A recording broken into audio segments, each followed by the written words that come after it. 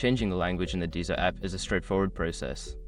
Follow these steps to adjust the language settings to your preference. Step 1. Open the Deezer app. Launch the Deezer app on your device. Ensure you are logged into your account to access all settings. Step 2. Access settings. Look for the settings icon, usually represented by a gear or 3 horizontal lines. Tap on it to enter the settings menu. Step 3. Find language options.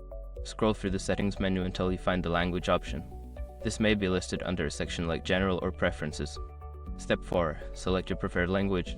Tap on the language option to see a list of available languages. Choose your desired language from the list. Step 5. Save changes. After selecting your preferred language, make sure to save any changes if prompted. The app may refresh or restart to apply the new language setting. Now you can enjoy using the Deezer app in your chosen language. If you need to change it again, just follow these steps.